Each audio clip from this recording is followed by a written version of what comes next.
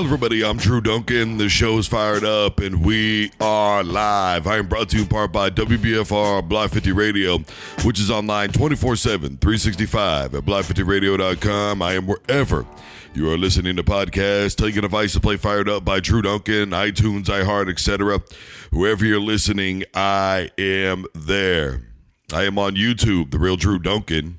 If you don't want to pay for any more podcast subs, head on over to my YouTube channel, The RL Drew Duncan, where I do post entire episodes for free, guys. Plenty to get to today. Obviously, we're going to be talking about Cam Newton, the alleged situation that happened. Only part of that thing was caught on camera. We're going to be getting into that as well. Russell Wilson says he wants to win 2 more Super Bowls. Also that he wants to stay with the Denver Broncos. We're going to be talking about that as well. Kurt Warner says it's difficult to gauge how good a college quarterback is really going to be in the NFL because of passing concepts. We're going to be talking about the No Bull Tour, in case you haven't heard about that thing, right? Scottie Pippen, Horace Grant, Luke Longley, down in Australia, of all places. Brawls in the NHL, the MLB, NBA, NCAA 25. Should storming the court still be allowed? Eric Bieniemy takes a job with UCLA. Plenty to get to today. First of all, if my voice is a little out of it, it's because I was announcing fights, calling fights, play-by-play for Husky Fat, Scott Jones and company. And I just want to say thank you so much to Husky Fat. It is a truly professional promotion.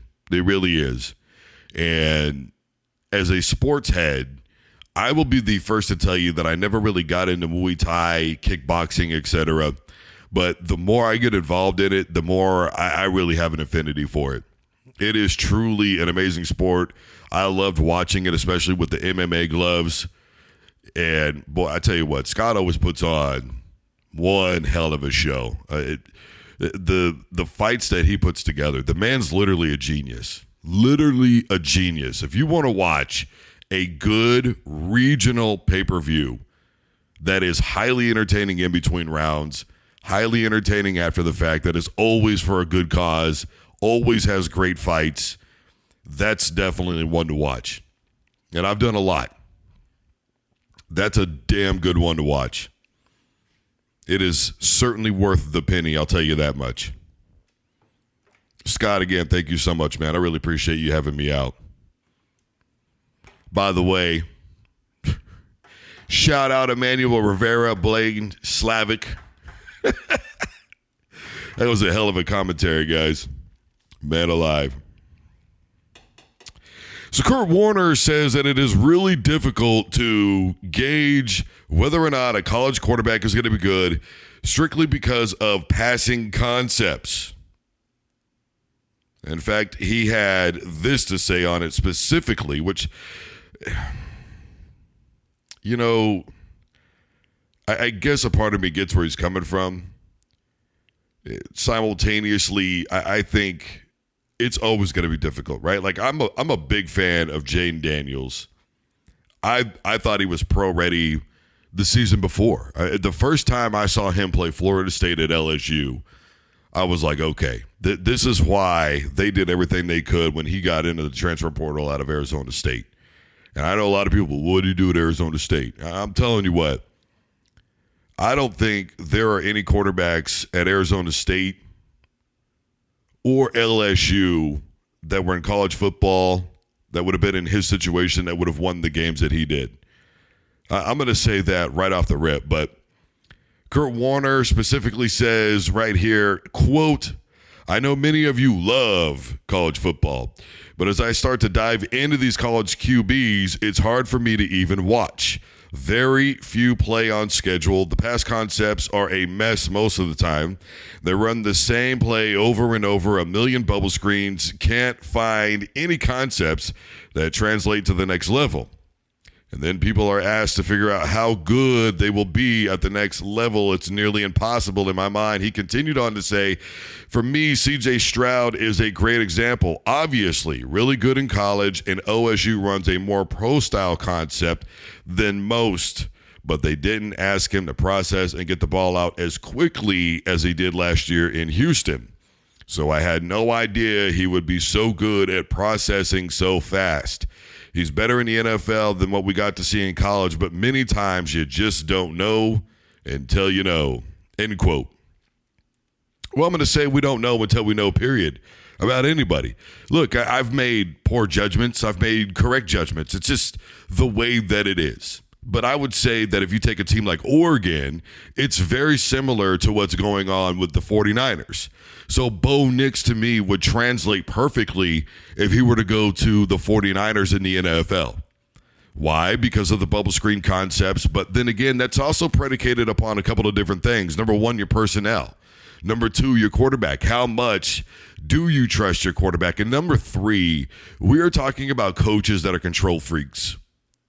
You know, these coaches now, they are so overly strategic in how they game plan. And here's the thing. It's always been really difficult because for the longest time, the NFL refused to adopt to the option style play of football, schoolyard ball, backyard ball. They refused. There were a lot of really great option quarterbacks in college, but a lot of coaches in the NFL will tell you, well, it just doesn't translate to the pass pro style that we run. And Tommy Frazier, I think, was a good example of somebody who could have succeeded, but unfortunately, we'll never know because of the blood clots. We have no idea. And you get a quarterback that is so used to using his wheels that, of course, when the first read isn't there, initially, his instinct is always going to be, I'm taking off, i.e. Mike Vick. Perfect example.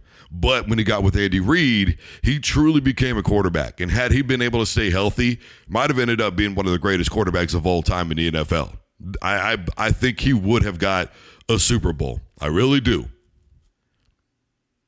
Simultaneously, I will say this. Something I've been saying for a while now is, look, basically everybody runs pretty much the same style of offense. Yeah, Oregon really changed everything up when they started spreading everybody out, making it look like it was a pass-first offense, but really it was a ground-and-pound offense. It was very deceptive. And it was an option style of offense, and he brought it back. And a lot of coaches in college football were getting away from the option because none of their guys could make it to the NFL because NFL coaches were saying, well, we just don't think that's going to translate. They refused to go with it even after John Elway, even after Randall Cunningham, even after Steve Young, even after Donovan McNabb, even after Mike Vick. They just weren't willing to get with it. And I think Tim Tebow should get a little bit more credit than what he actually gets. Because when you really sit down and think about it, you realize that schoolyard ball works to an extent. Now, in the NFL, you could talk about it being sloppy the same way that you can in college. Look, I've always said that it takes about 4 years to truly learn how to be a quarterback in the NFL. Sure, every once in a while you get a Ben Roethlisberger, a Tom Brady, a Patrick Mahomes, a John Elway, a Dan Marino, guys who just get it. But great quarterbacks are not a dime a dozen. And it's really all about coaching, if you ask me. And in today's era, and this is something that me and the homie P have talked about, think about all the different coaches that are out there, the AAUs, everything that's out there available to these kids now. I think to myself, the quarterback play has improved drastically over the years. I think what we're seeing are control freak coaches at the collegiate level that are making it still difficult to translate to the NFL level because they want to keep everything as simple as possible. So they're not really giving a chance to let a lot of quarterbacks loose, and the ones who do get let loose, what do they get told? Well, it's an air raid offense. You're in the Big 12. Isn't that what Patrick Mahomes was told? You were in the Big 12. It's an air raid offense. It's Texas Tech. Of course, you're going to throw for 5,000 yards in a season. There's no defense in the Big 12. Everybody just spreads them out and shucks it all over the field. The numbers mandate that eventually you're going to rack up the yards. You don't know till you know is, to me, very on point. It's the most on point thing he said. None of us know until we know. We don't know about Caleb Williams. I think I know about Caleb Williams. I don't think he's going to be successful in the NFL. But who the hell really knows? It's all about situations as well. If Caleb Williams doesn't want to go to Arizona or Chicago or wherever, do you blame him? Time. Here is Russell Wilson. So you sitting here at 35, you say you feel the best you've ever felt. Do you still have that obsession? I got more fire than ever, honestly, especially over the past 2 years of what I've gone through. Whether if it's in Denver or somewhere else, I hope it's in Denver. You know, I hope I get to finish there. I committed there. I wanted to be there. You know, I want to be there. For me, it's about winning. Over the next 5 years, I want to win too. I want to feel the chill of that trophy again. You know, I love the city and everything else, but, you know, you also want to be a place that wants you too. So the thing that I want to do is win, man. That's all I care about. Well, I think, number one, Russell Wilson said it best. I want to be a place that you know that wants you. Let me remind everybody that it has been absolutely been proven to be a fact upon the admittance of the Denver Broncos, Coach Payton, that they were threatening to bench him if he did not rework his injury clause. Meanwhile, they did that directly after the Denver Broncos beat the Kansas City Chiefs for the first time in 15 games, right? Nobody beats Denver 16 times in a row. Damn it. That doesn't happen. Not to the Denver Broncos. Nobody beats them 16 times in a row. So for the bye week, they approached him, said, look, Brody, here's the thing. You rework that injury clause or we're going to bench you. Russ said, nah, I'm good. They went on to win 5 more consecutive games. Now, there are a lot of people out there that are blaming Russell Wilson, and I was having this conversation over the weekend with another Broncos fan that was hanging out with us at the fights. Look, here's the reality, Brody. I am tired of Russell Wilson being the scapegoat in Denver.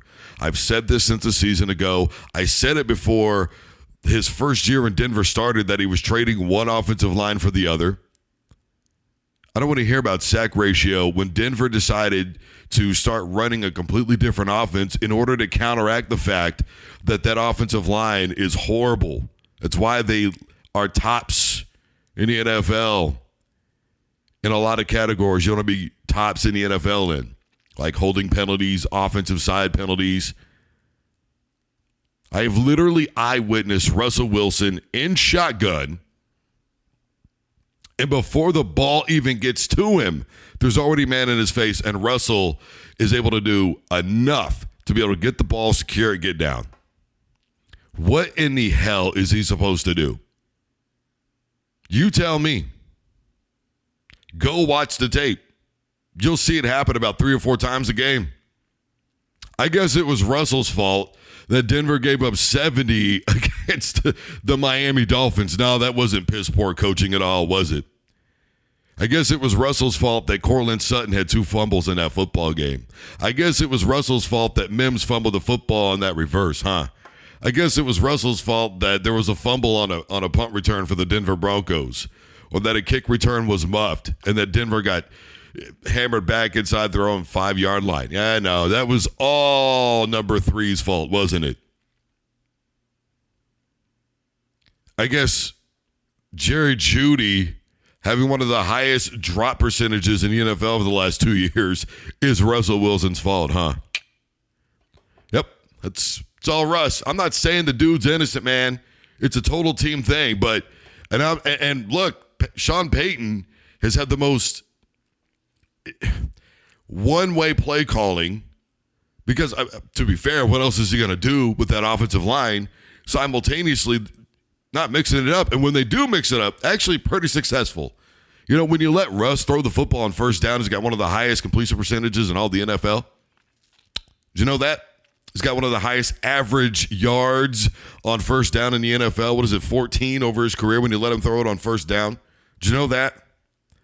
I think the problem with Denver is it's like any other place that is struggling. You are looking for a reason Sean Payton admitted, he said this was a bad coaching moment. You know what he said? An embarrassing coaching moment, as a matter of fact. Oh, but it's all Russell Wilson. Sick of it, man. I'm so damn tired of him getting all of the blame.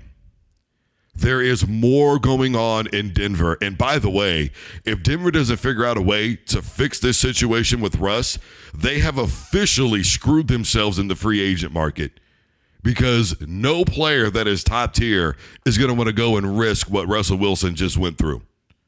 Why in the absolute hell would anybody see what happened to Russ, knowing that he got threatened to be benched if he didn't restructure his contract right then and there, have Peyton yell at him on the sideline, almost looking like at this point it was intentional to try and make it look like Russ was just a bad teammate and uncoachable, right? Try and draw something out of him. Now, any free agent to me is going to look at that and go, hell no. I am not going to go risk having that same nonsense happen to me.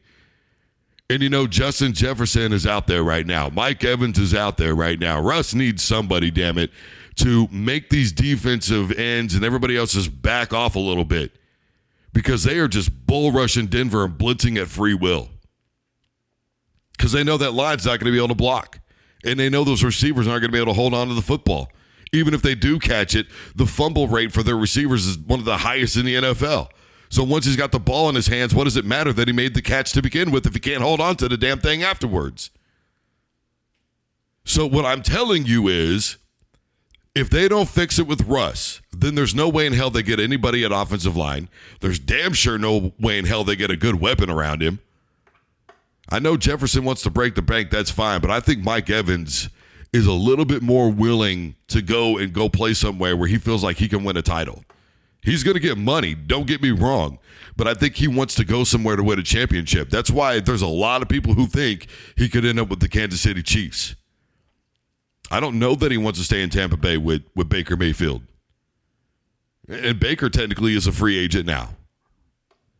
You know, So the point of what I'm saying is, with theirs, even if he did want to, Baker's a free agent. So it doesn't matter. Maybe he does want to stay with Baker, and if Baker goes, he might go, well, I'll just check out and go somewhere else, man. Boy, Denver really screwed the pooch. As far as his 2 Super Bowls statement, look, if anybody else said that, they would talk about them being a winner. You know, they would say, man, that's Mamba mentality. That's Tom Brady mentality. That's Patrick Mahomes mentality. That's so-and-so's mentality. Stop playing like Russ is probably not going to end up in the Hall of Fame his damn self. Stop playing like Russ didn't have anything to do with the Seahawks in those Super Bowls. Let's not forget that, what was it, Philip Whitehurst was making more money than Russell Wilson when they won the first Super Bowl, $800,000 a year. What were they doing with Whitehurst in there? And by the way, the next year when they played that horrific schedule and everybody said they were overrated, they ended up back in the Super Bowl. I'm not going to say beast mode didn't have anything to do with it, because if I remember correctly, on the way to their second consecutive Super Bowl in the playoffs, beast mode averaged 100 yards a game.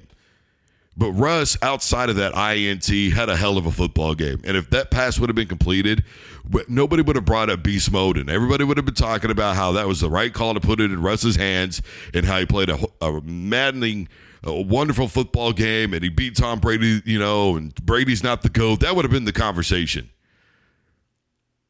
That would have been how that went. Russ made the biggest mistake on the biggest possible stage. It can't be his entire career. That's so stupid to define him in that one moment. Go back and rewatch that football game. How many times did the Denver Broncos have Russell Wilson in the backfield in that Super Bowl? How many times?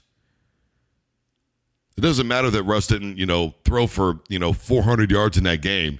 He did what he needed to do to win. And by the way, I don't know if anybody remembers this or not, but Seattle was usually right around midfield when they got the football.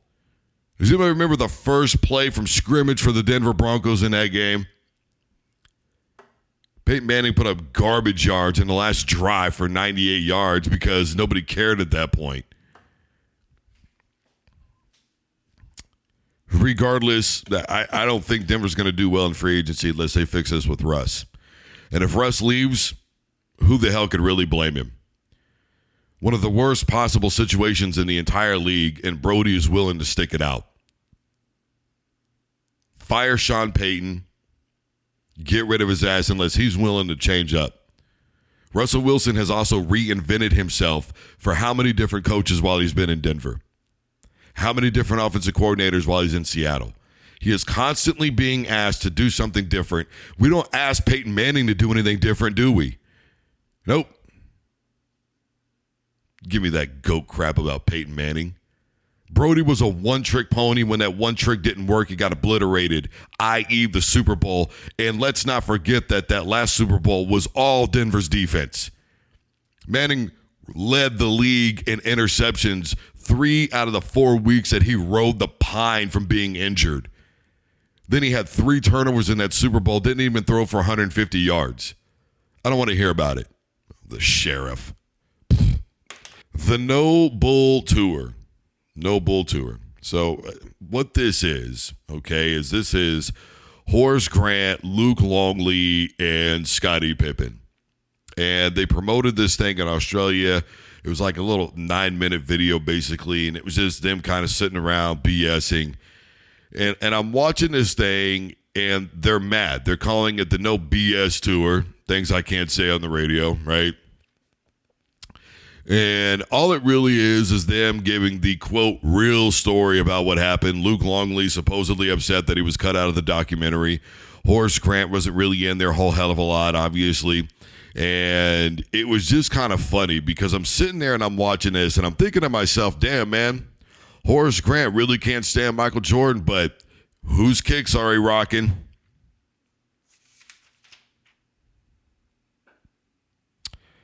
Is Scotty still this mad that MJ's kid is smashing his ex? Is that what this is about, Brody? Because I could have remembered Scottie Pippen asking Michael Jordan to be the one to induct him into the Hall of Fame.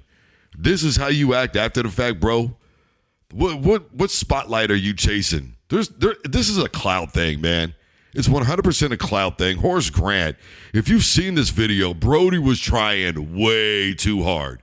Way too hard. They were all trying way too hard to be cool, to be edgy. We get it, bro.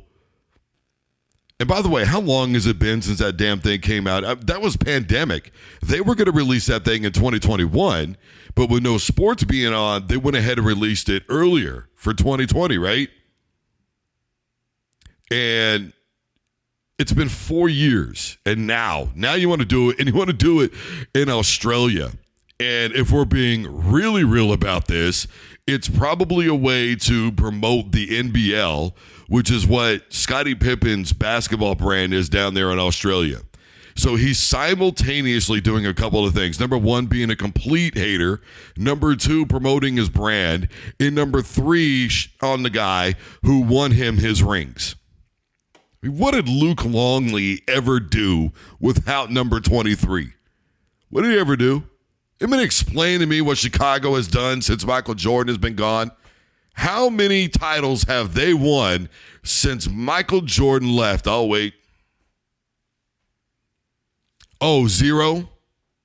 How many did they win before him? Oh, wait. Huh? What did he ever do without Scotty? How many did he win without Scotty? How many did Scotty win without MJ? What did he do when he went to Portland? By the way, close doesn't cut it. Second year, when Jordan came back, he saved that season. The Bulls weren't even going to make the playoffs. Let's be clear about this. They weren't even going to make the playoffs. Jordan was not who he was at that time because he'd been laid off the game for too damn long. What did Tony Kukoc ever do without MJ? B.J. Armstrong, Alvin Harper, all these guys that were supposedly so great. And Horace Grant literally said the words out loud, he would have kicked Rodman's ass. Really? Really? Like, really, bro? Like, really? You know, here's the thing. I read a deal not too long ago where Horace Grant didn't need his goggles anymore. And I guess he got a letter from a mom who was so glad that he was wearing those glasses because her kid was playing sports and felt like a dork because he had to wear them. And so even though he didn't need them anymore, he continued to wear them so that way that kid could watch him on TV and look cool with glasses on. And I thought, man, that is such a cool story. You know, like, why do people hate on Horace Grant? Oh, now I get it. Now I see it, bro. By the way, Horace, what did you ever do when you were in Orlando? Oh, that's right. Swept.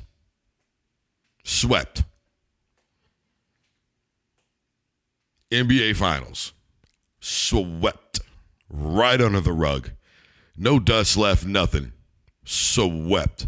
In fact, Horace Grant showed up with his 3 rings that he had won from the Chicago Bulls, saying, guys, give me one of these with ours on it.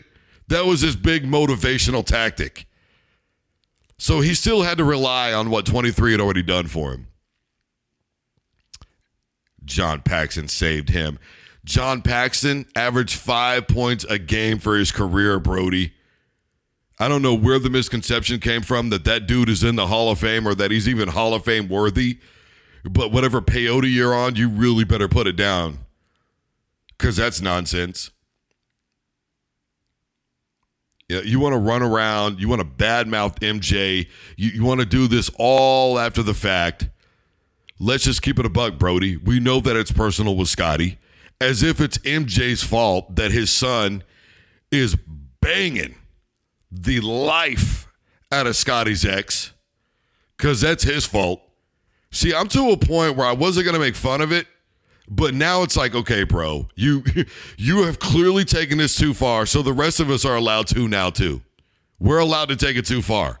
So just because your ex is getting piped down does not give you the right to start running around out here just flippantly running your mouth talking about how MJ really was. Man, what did Scotty say not too long ago? That MJ was nothing until he was there and all that stuff. And he's just like believing his own myth now that has been perpetuated by Colin Cowherd. Congratulations, bro. You bought into Colin Cowherd, who says that Magic Johnson's skill sets are irrelevant in today's game and he wasn't that great of a player. That's the opinion that you're relying on for you to put yourself in a position to say, I was the reason that the Bulls won those titles. Okay, amigo. I remember Phil Jackson sitting on the side of the court while you guys were getting blown out, and he just kind of was sitting around, looking around, talking to the guys like, what are we doing afterwards? We're going to go get some ass or what? Psh, get out of here with that. You were getting annihilated that second season without MJ. If you were that guy, Brody, you would have one without him. If you just had one without him, I'd be like, you know what? Maybe there's some people out there that are right. But you don't, do you? Almost. He almost went. Hey, bro, did you almost get laid and that still count? No? Then it didn't happen? Cool. So Pippen almost doesn't count. You can't go to your homies and go, man, last night was great. I almost got laid. They're going to be like, what? You almost? I mean, why couldn't you seal the deal? That's going to be the first question. What happened, Brody? And then all of a sudden, you're not going to be as excited. And you're going to start making weird excuses. So that's kind of what Pippen is doing. That's what he sounds like. The guy who almost got that really hot chick, but couldn't quite seal the deal, and he fumbled the bag, even though he had it right in front of him. And then later on, he had to get a wingman to come in and help him out, and that wingman was number 23. And in his first season back, 72-10, the greatest team of all time because of Michael Jordan, and they beat what would have been the winningest team of all time, the Seattle Supersonics. And then they did it again with the Utah Jazz. And by the way, Jordan beat how many Hall of Famers in title games? Let's see. There was Magic Johnson. There was James Worthy. There was Clyde Drexler. There was Will B. Sean Kemp one day. There was Karl Malone. There was John Stockton, not to mention all the guys that he had to beat on the way there. Reggie Miller, Patrick Ewing, John Starks, Isaiah Thomas, Dennis Rodman. Oh, man. I mean, the list goes on and on and on. So can we just cut the old crap cake here and tell Pippen and everybody to shut up? Brody is just, he's so desperate, man. He's so desperate to be the guy. So desperate, bro. Let it go. Just let it go. Let it go. It'll be fine, dude. There's enough people on your side. You don't have to do this. And Horace Grant and Luke Longley, the most two irrelevant people on planet Earth, are just like, I'm going to do what I'm going to do. Yeah. Yeah, those are my favorite too, bro. I don't know if anybody has seen this video or not of Cam Newton in an altercation at a camp. It is just so difficult to tell what is going on. It really is incredibly difficult to know what the hell is really happening. We don't have enough evidence really to make a judgment one way or the other. And I'm not into what anybody is saying right now because I don't want the hearsay. I don't want the he said, this person said, what this person say they saw. I don't want anybody's recount of it. What I want to see is the hardcore physical evidence that is undeniable about the situation. What we do know is the appearance of things. But even then, you could say that it looks any way that you want to. And before I get into this, I want to be very clear about some things. Number one, over the course of my career, I've had a lot of people go, man, how come sometimes, why can't you just say one way or the other what you think? Well, because sometimes there's just not enough evidence to give a definitive, concrete opinion on something that's out there. That's all. And that's not exactly a bad thing. I think that we live in a world that is too judgmental right off the rip. We don't know what is really going on. We have people saying this, we have people saying that. We've got a 30-second clip of Cam Newton looking like he's either potentially trying to break up a fight. Of course, at the end of it, you see Cam Newton, when he's being pulled away by a couple of people, look like his hands are lunging and reaching out at somebody. You could say maybe he was trying to fight off two guys at one time. You could say maybe he was trying to break something up. We don't know what the hell was going on. So I think for anybody that's out there right now judging Cam Newton on this situation, I'm going to tell you right now, I think you're wrong. I think you're wrong because we don't have enough. Now, if you're right later on, then congratulations. Would you like a cookie and a medal for you being correct? But I've just never known Cam Newton to be that guy. When was the last time you heard Cam Newton getting into a fight in practice, spring camp? I mean, we've seen it with Travis Kelce. We've got concrete evidence of that happening, don't we? We've seen it with him. We saw it with what happened with Andy Reid. We've literally seen it with Travis Kelce. When have you seen it with Cam Newton? I mean, all I've ever seen of Cam Newton is him autographing stuff for kids, hanging out, with the fans, giving people pictures and being very gracious with his time, all the things he's done away from the football field, camps for kids, the things that he set up so that way kids that are underprivileged can have good equipment, the visits that he's made to sick children. Those are the things that we know about Cam Newton. So when it comes to something like this, I'm not willing to just jump down Cam Newton's throat and go, see, look, all along Brody was really violent. And I know that because of what happened with Brock Purdy and his opinion about him and Dak and a couple of others being, quote, game managers, that a lot of people who are mad at him are very ready to jump down him for whatever reason they could cabbage onto. But if you're clinging on to that hatred, then what's really going on is you're just upset because of what he said about your quarterback, and that's just not the way to go. That's not how I do things. That's not how I operate. Whether I agreed with Cam Newton or not in that situation would not matter. We have to treat every situation individually and set apart. And there's just not enough out there in terms of the video evidence to decipher what in the hell really happened. So for everybody that's ready to just get after Cam for this, I think you're wrong, amigo. And I think that we need to wait for everything else to come out right now. It is really hard to know what is happening. NCAA 25 is apparently set to hit the market. Players are going to get, $600 plus a free copy of the video game. As far as I know, there's not going to be any FCS schools in it as of the moment. They got a deal for all the teams that are in Division I college football, right?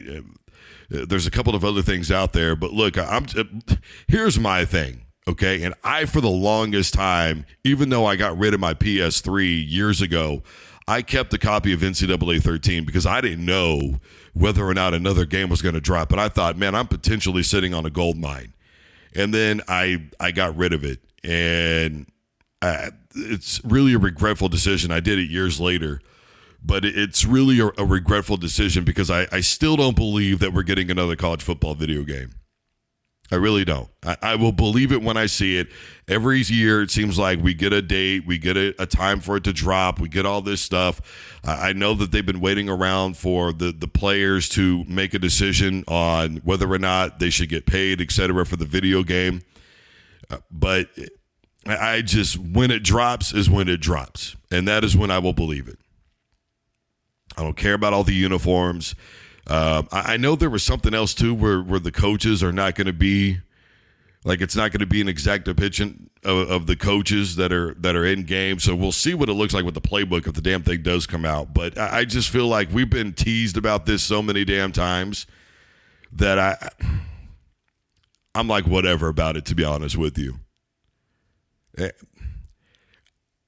I don't trust anybody with this video game right now. I know that ESPN is saying that it's nothing like anything that we've ever seen before, that it's not going to be anything like Madden. We can only hope it's not going to be anything like Madden. That damn thing is so glitch heavy. You know, with Madden, because of all the updates that they do now online and everything, I know that they're trying to make money and stuff like that on the video game every single year. But for me, and look, I know the Madden cover is a really big deal, but I think that with the way technology is right now, it would be very easy to just let somebody go out, purchase the video game online for X amount of dollars, okay? You charge $70, $80 or whatever the hell, and you have it until you actually get a new version out. And I think they should wait, 2 or 3 years before they could truly update the graphics. It's not hard to just do an online roster update, which is what they do any damn way. I think that would solve the Madden problem right away. I think it'd be very easy to solve the Madden problem, as a matter of fact. If EA is going to be able to keep that contract with all the leagues and get exclusivity to it, then at least wait a few years to up the graphics, let these guys really sit around and have time to figure things out. I just think that would be much easier than trying to drop a new game every single year. Because that thing's got to be ready, by July is usually when it comes out. So, it hits really hard in August, obviously right around football season. But I just think that for my money, if they just waited and just, you do a one-time purchase, and then after that, if you want to get the updated version, then you pay for that version every few years. But there's no reason to charge anybody $80, $100 or whatever the hell it is now for that damn video game every single year when there's really not a whole lot of modification going on in terms of the gameplay. And if you happen to be able to update the video game with some glitch fixes, then just do that. I mean, isn't that like what cell phones and everything else does? You get bug updates or whatever the hell on your laptop or anything else. To me, that's a simple solution to the problem. But what do I know? I'm just some guy on a mic. In the meantime, plenty to get to with storming the court. Kyle Flipowski everybody saw it, looked like he did get hurt when the court was stormed. He felt like it was personal.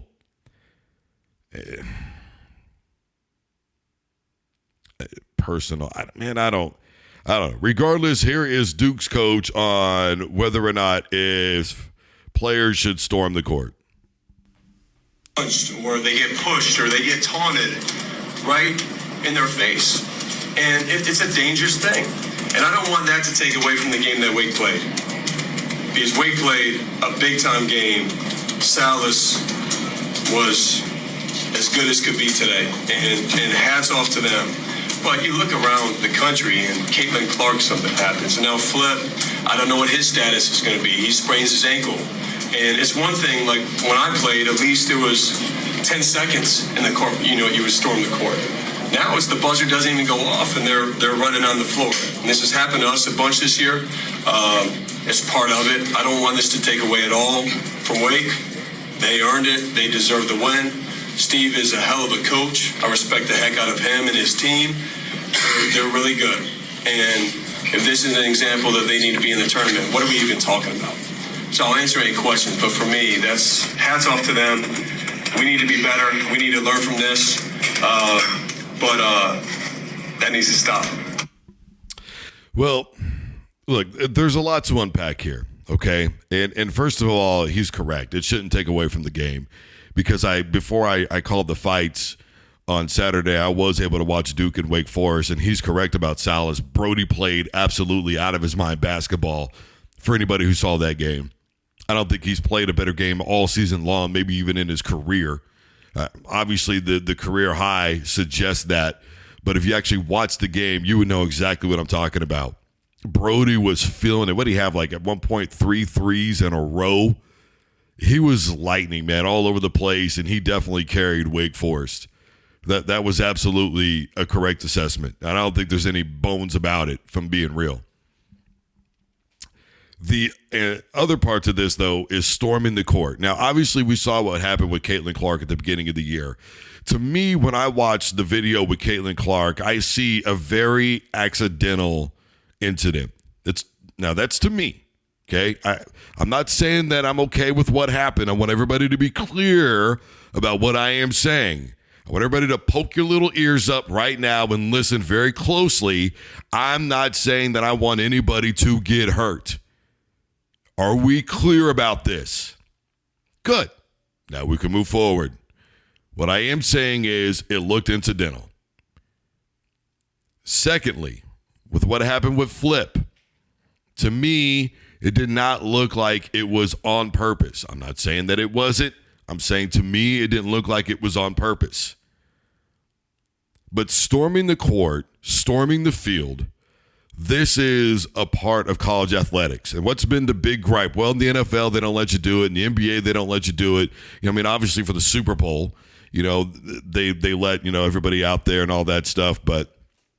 And even then, it's mainly just, friends and family and everything. But what I'm telling you is I get at the professional level, they don't allow you to do it. Simultaneously, it's the professional level. And the professional levels probably got just as many drunk people. But what I'm telling you is that's part of what makes college athletics so great. You win a game like that at home. It's a huge upset to a lot of people, right? There's been debate whether or not Wake Forest is first team out and all these other things, that they're going to end up in the tournament, regardless of what they do in the ACC tournament. He was very correct in his assessment in that. Again, I am with him to that point. And I am also with him to, look, if we should be waiting, I will say that. I don't think we should stop storming the court. I think to get rid of that completely would be ridiculous because we are taking away from that moment. Nothing happened when Arkansas stormed the court earlier in the season when they won that big game. And those kids, man, those college kids stuck around for a while, and they were hype, and there was all kinds of cell phone videos out there of them getting crunk and all that, and nothing happened. Everybody was fine. I do think that waiting 10 seconds is big because why do you get to wait 10 seconds? Well, it pretty much gives everybody enough time to shake hands really quick and head the hell on out of there so that way they can get to the locker room area and they're out of harm's way. Now, Flip, the player that this happened to at Duke, says, Flipkowski, he says, well, I think it was intentional and I felt like it was personal and that this has to change. I can understand his sentiment because he was the one that got caught in a line of fire.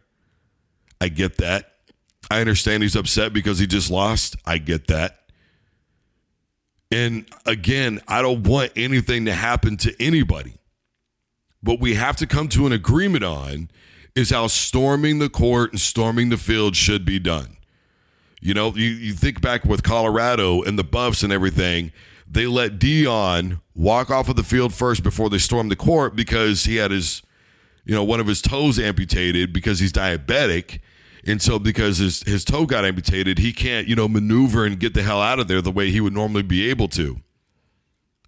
So they waited to storm the field so that way Prime could get off and the other players from the other team could get off of the field. So if we implement something like that, then that's what we need to do.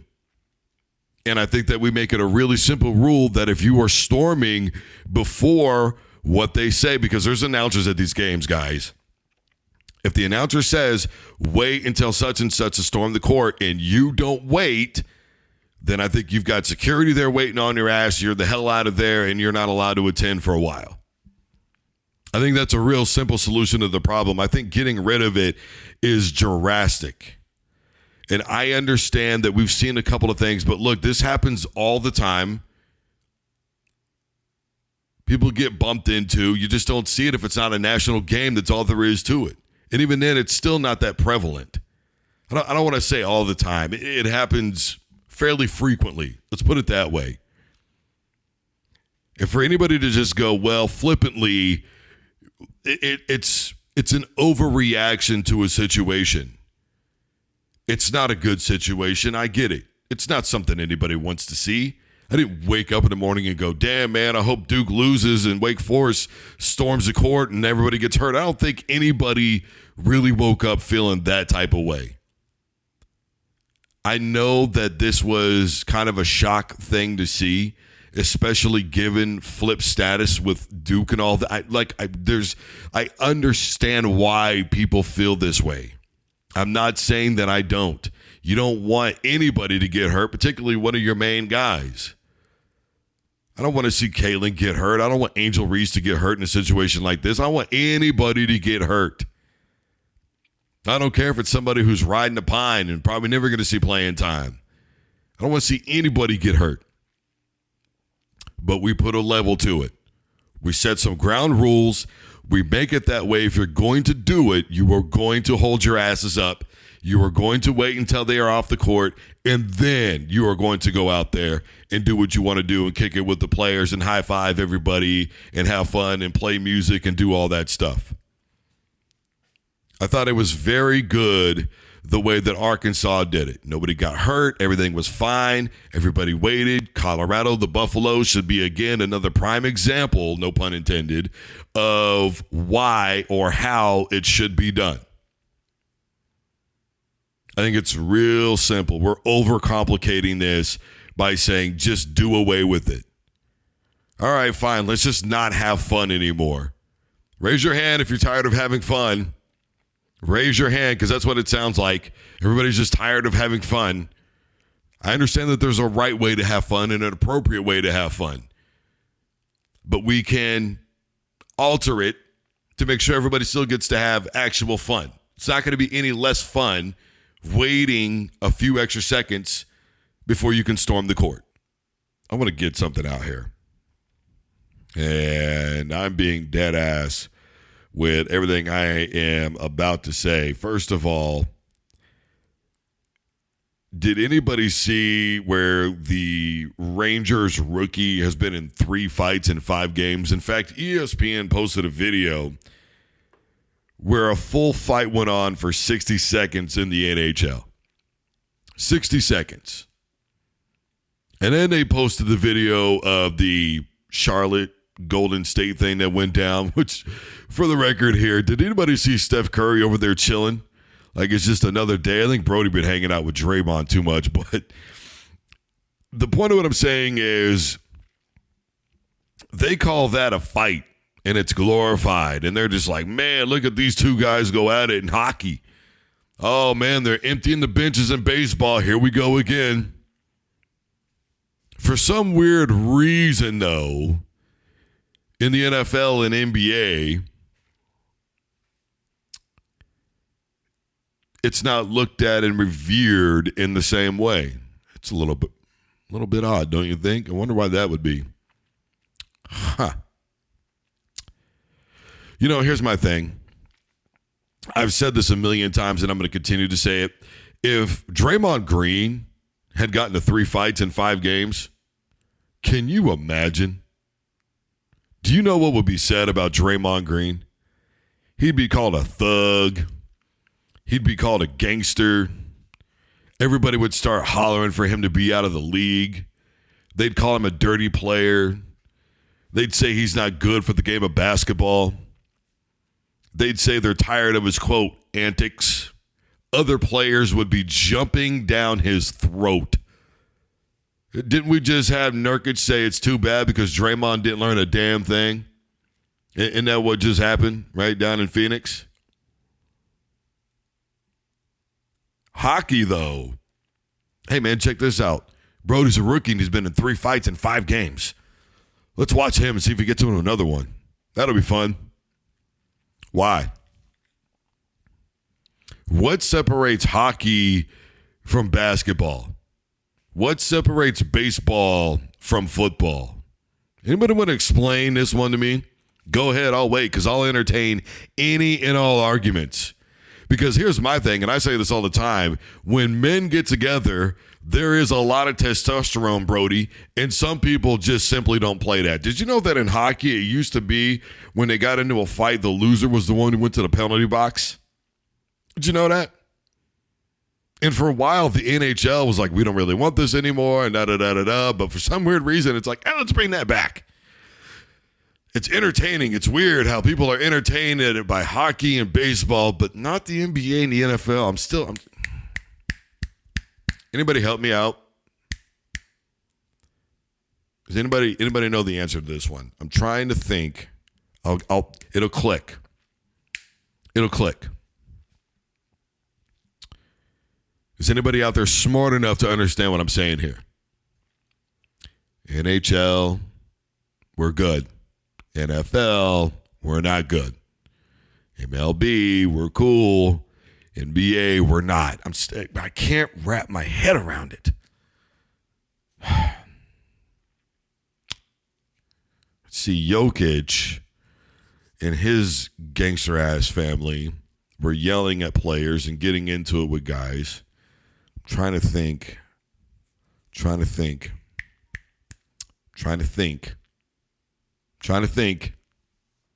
Okay. See what I'm talking about here? Somebody out there smart enough to know what's happening.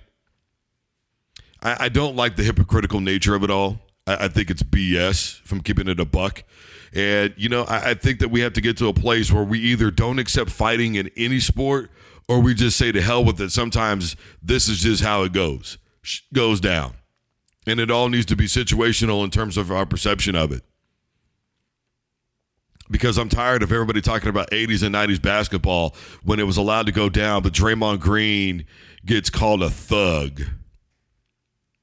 So if you're cool with Kareem doing it, you better be cool with Draymond. That's all I'm saying. If you're good with Isaiah Thomas and the Detroit Pistons doing it, and Dennis Rodman and all those guys back in the day, then you better be all right when Dylan Brooks is running his mouth and doing his thing. Well, those guys backed it up. Don't even begin to compare. Look, man, there were a lot of people that didn't like the Pistons. They thought they were a bunch of loudmouth people who could not get it done. Then they finally got it done. Then the next year they couldn't get it done. And so what did they do? Left off the court. You're a crybaby. You're a crybaby. Yeah. I just, Larry Bird and all these guys get talked about how tough they were. But we're not going to do it in the NBA, though, bro, now. It's just not for the game. It's not a part of the game. When is it not a part of the game?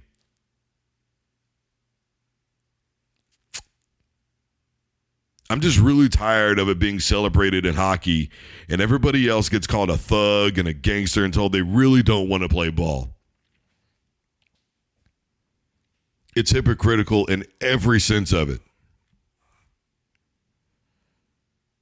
And what do they label it? Here's the brawl that happened. And then what does everybody do? Suspensions are coming. I want Draymond out for 15 games. I want Draymond out for 20 games. I want Draymond to go to therapy. Draymond was told to go to therapy. You screaming for anybody in hockey to go to therapy, Brody? Don't tell me it's different, man.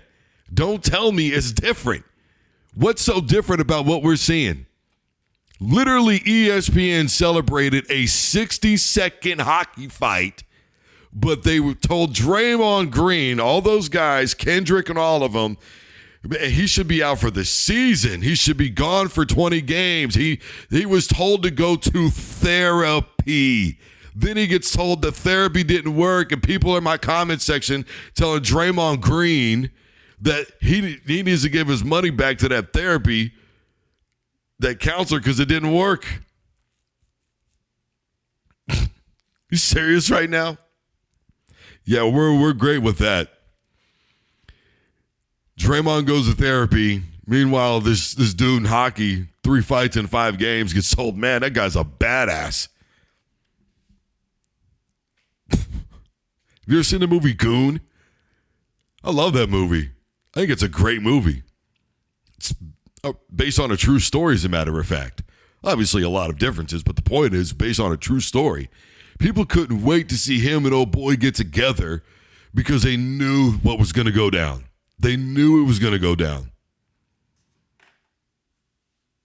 They couldn't wait for it to go down. It was the fight everybody wanted to see. They're treating it like a boxing match, man, like an MMA fight. Oh, man, they can't wait to see McGregor and Chandler, just like they can't wait to see so-and-so in hockey. Get it on, man. Are you serious right now?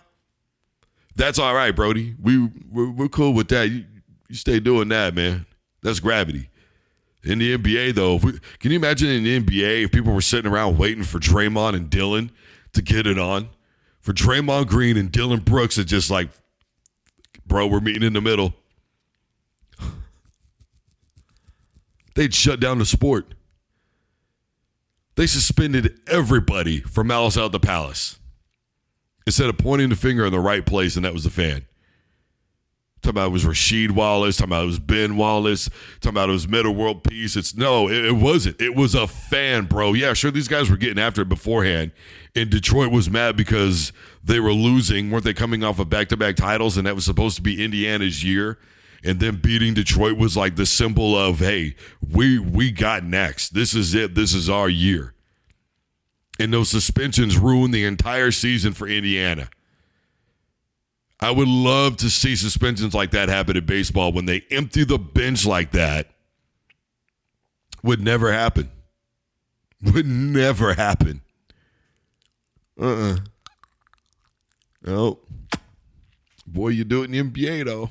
Man, get real. I'm so tired of it. And I'm tired of having to explain it. I've been screaming it on microphones for years, and I'm going to keep bringing it up until something gets done about it. Because it's either for every league or for no league, and that's all there is to it. Eric Bieniemy is now the offensive coordinator and assistant head coach with the UCLA Bruins. I think it's a great hire, for the record. I really do. I think Deshaun Foster is going to be a great hire, a head coach for UCLA. I think Chip Kelly being an offensive coordinator is about as good as it's ever going to get from him in football ever again. I really don't see him. And here's the thing. I'm not really sure that Chip Kelly's going to work out in Ohio State really quick here, if I'm going to be honest with you on that. I think Ryan Day and Chip Kelly are both a couple of control freaks, and I'm not really sure how that's going to mesh. But the point of what I'm saying is, you've got a talent like DTR in UCLA. I think a lot of other coaches would have won probably at least 11 football games in a season with him. I really do. And Chip can go around beating up on all these little guys all he wants to, but, let's not forget the reason why he pretty much left Oregon was because it hit the fan and the ship was sinking and there were violations, and he decided, well, time to get out of Dodge, which is another conversation another time, something that I've talked about a million times. I'm not going to get into that aspect right now. What I'm talking about is UCLA football and Deshaun Foster, who is, by the way, in the College Football Hall of Fame, who, by the way, also played in the NFL.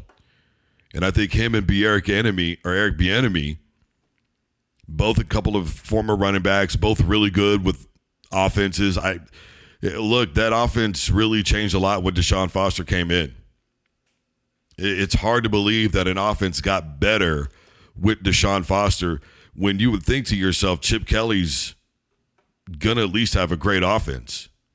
But it actually got better when Deshaun Foster showed up. In the last 2 years, the UCLA Bruins offense was top 10 in the country. Now, obviously, I think offensively they're going to be fantastic.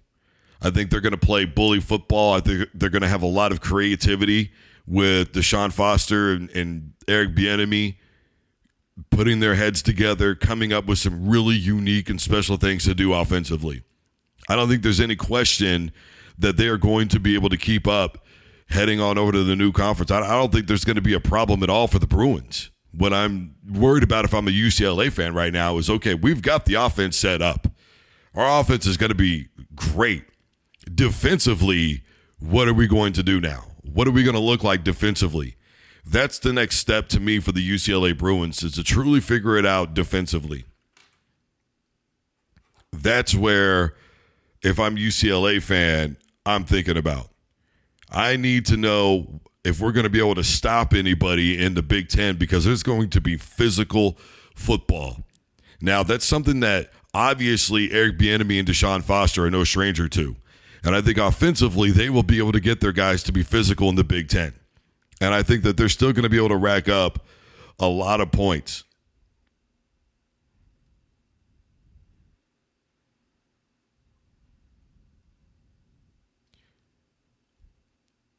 Now, they did just get Malo, but I don't know. Deanton Lynn was gone. They go in, they get Malo. I still just, I'm not sold on that, is what I'm saying. Look, the Pac-12 to me was not a conference that to me should have been in the, quote, Power 5, or at least given the free pass of, well, they're going to automatically be in if they're undefeated and they're a conference champion. Washington was the best team that they've had in a long time out of the Pac-12. And the USC days were really far removed. And even then, one, small thing here or there, maybe they would have had 3 consecutive titles in a row, but bottom line is they couldn't get it done. They were up big in that game, and Vince Young took over. No Vince Young for Texas, and they don't win a national championship. That's pretty obvious to me. Simultaneously, those days were far removed, and that was the best that the Pac-12 had to offer for a very long time. Chip Kelly and Oregon could not get it done against Auburn. It was a close football game. I get all that, but close does not cut it. The W is what matters. Oregon and the CFP, I get it, but even then, Ohio State, they pulled away in that game, and to me, Ohio State really dominated that football game. I know that a lot of people don't feel like they did, but I did. When I watched that game, I never thought that Ohio State wasn't going to win. I'm just being honest. I don't think I watched that game and decided, Ohio State's just not going to be.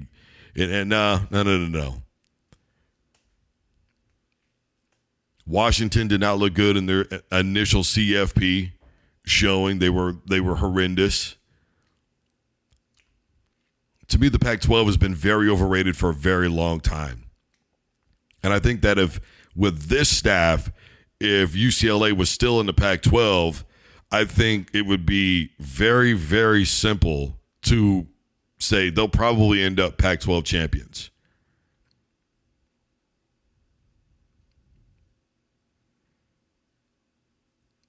In the Big Ten, the Big, whatever you want to call it now, they are going to have to be a lot more physical. Offensively, again, I think that they'll be able to do that because Bieniemy and Deshaun Foster, they know how to play physical football. Just defensively with Malo, I don't know. I think that the traveling time is going to hurt them a lot. And I think that everybody that made that decision in the Pac is going to figure out that traveling from California to Ann Arbor to Spartyville to Penn State it's not going to be an easy ride. Even the Illinois, Indiana, those two teams have had pretty solid defenses over the last couple of years. I from my money, that's going to be, to me, an even bigger issue than just whether or not they're going to be able to play physical football. It's going to be the travel time, the constant layovers, the time zone changes, all that. It's going to be really difficult. From the Midwest where I'm from, it's a 2-hour time difference from here to California. And I really think that we are to a point where we are going to see why this was potentially a mistake.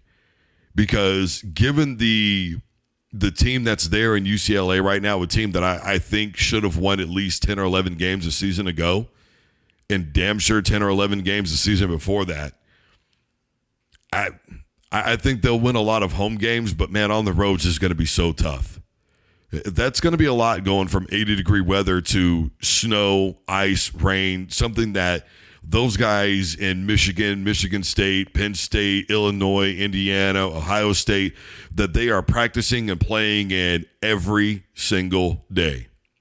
They are walking around in that weather all the time. They are used to it.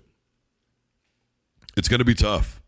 Well, they had to play in Colorado. Okay, one game in Colorado is different from 4 or 5 games on the road every year that are going to be in extreme conditions.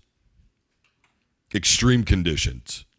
I think that's where the issue is going to come in with UCLA, and not just UCLA, but everybody. But I think right now, given what is going on with the Bruins, if there's anybody that has a chance, because it's not going to be USC, they are about to get a hard reality. And I'm going to tell you what, I was surprised that, their coach made it out after that 4th loss in a row. Somehow he made it out of the building and made it out of the season, let alone as still being the head coach. I got to tell you, I don't see it happening if they lose a couple of games going into this season.